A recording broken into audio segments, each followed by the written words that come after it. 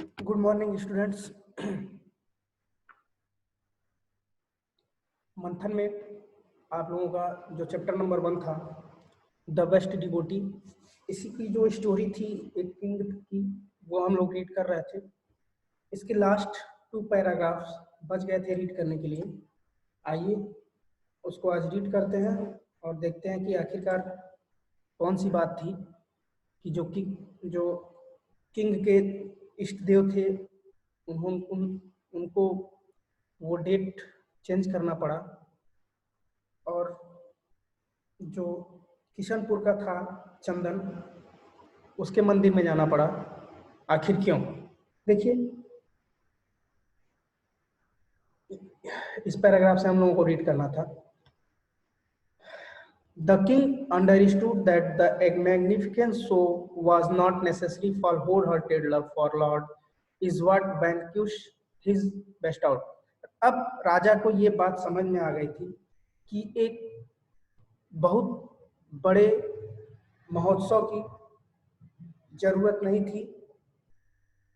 इसलिए जरूरत नहीं थी कि वो जो लॉर्ड थे, इष्ट देवता थे, उनको अपने मंदिर में रखने के लिए किसी महोत्सव की जरूरत नहीं थी। बस जरूरत क्या थी कि राजा पूरी तरह से अपने इष्ट को अपने कहाँ रखे? अपने हृदय में रखे। Children, people worship God in many different ways. फिर बच्चों, लोग भगवान की पूजा तरह तरह अलग अलग तरीके से करते हैं। Although witness and tradition are regarded very important, but the most important is your love and the devotion for God. यद्यपि जो ट्रेडिशन होता है, जो तरह तरह की प्रथाएं होती हैं, वो भी जरूरी होती हैं, वो भी अपने आप में क्या होती हैं? महत्वपूर्ण होती है। लेकिन सबसे महत्वपूर्ण बात ये होती है कि जो हमारे इष्ट हैं, जो हमारे गॉड हैं, उनको हम क्या करें? उनके प्रति अपना प्यार रखें और उनको अपने हृदय में जगह दें। Devotion and worship are links between you and God. Devotion मतलब त्याग और वर्शिप मतलब पूजा। तो जो हम लोगों का त्याग है, जो हम लोग त्याग करते हैं या जो ईश्वर की अपने पूजा करते हैं, वो एक तरह से लिंक है। लिंक मतलब हो जाता है माध्यम। वो एक तरह से माध्यम है किसके किसके बीच? हमारे ईश्वर मतलब गॉड के बीच, गॉड और हमारे बीच। जो हमारा त्याग है ईश्वर के प्रति, या जो हम जिस तरीके से भी ईश्वर को की पूजा करते हैं, वो एक माध्यम बन जाता है हमारे और ईश्वर के बीच में। God does not like the candles or the agarbattis you light for him or the coconut people break for him. God जो ईश्वर ये कभी नहीं चाहते हैं या ये कभी नहीं पसंद करते हैं कि आप उनके सामने अगरबत्ती जलाओ या कैंडल जैसे हम लोग जलाते हैं वो जलाओ, या जो लोग कहीं मंदिर पे जाते हैं तो कोकोनट यानी नारियल लेते हैं और उसको फोड़ते हैं। गॉड को ये बिल्कुल भी पसंद नहीं है। He likes your kind heart. अब ईश्वर क्या चाहते हैं कि तुम्हारा जो हृदय है वो क्या रहे? वो दयालु रहे। लोगों के प्रति जो तुम्हारा भाव है वो हमेशा क्या रहे? दयालुता का भाव रहे। लोगों की हमेशा क्या करो? सेवा करो। He will be pleased if you show your devotion by helping the poor or by simply remembering him in your hearts. अब गॉड कैसे प्रसन्न होंगे? वो प्रसन्न तब होंगे जब जो तुम्हारा त्याग है या जो तुम्हारी आस्था है वो किसके प्रति हो? वो तुम गरीबों को, जो असहाय हैं, जो निर्धन है, उनको उनकी क्या करो? उनकी मदद करो।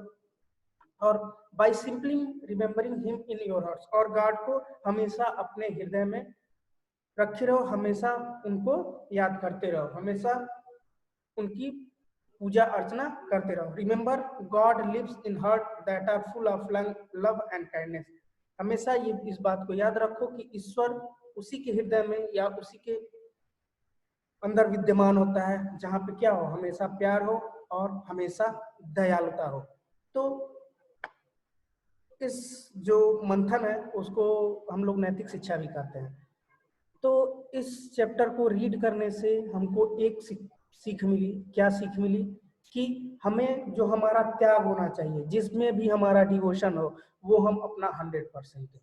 अगर पढ़ाई कर रहे हैं तो हम अपना अच्छे से पढ़ें, 1 घंटा भी पढ़ाई हो लेकिन मन से हो, तभी कुछ जाके हमको ज्ञान अर्जित हो पाएगा। खेल रहे हैं तो वो भी बढ़िया से खेले। तो गॉड, ईश्वर की पूजा अर्चना करने के लिए ना हमको ज्यादा दिखावे की जरूरत है, बस अपने हृदय में ईश्वर को विद्यमान रखो, दूसरों पे दयालुता का भाव हो, और जो लोग निर्धन हो, असहाय हो, उनकी हमेशा सेवा करते रहो।